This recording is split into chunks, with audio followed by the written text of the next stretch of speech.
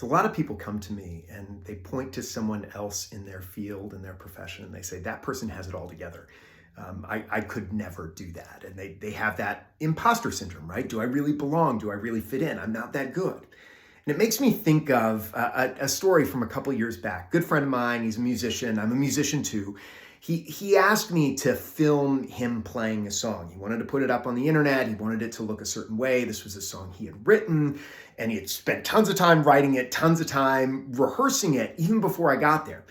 And when I got there and it was time to start recording, it still took us around 30 takes to get it to a place where we felt like it looked right. And so by the time we got to that 30th take and it looked amazing. We put it out on the internet. People saw it and they were like, oh my gosh, that guy is so talented. And he is, right? He's so talented. He looks so great. This song is gorgeous. It's amazing. But what you never see when something is presented online is all of the steps, all of the stumbles, all of the little trips that led us there. Because that 30th take wasn't in a silo. There were takes where I moved the camera at the wrong time. There were takes where he hit the wrong note. There were takes where he was a little pitchy in his voice. But all of those takes led us to this amazing representation of him and his music.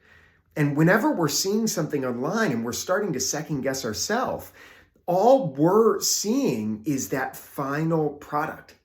We're not seeing the process that led us there. And just like you might be having a bad day, which might be why you're questioning yourself. So does that person that you're seeing the representation of online. They've tripped many times too.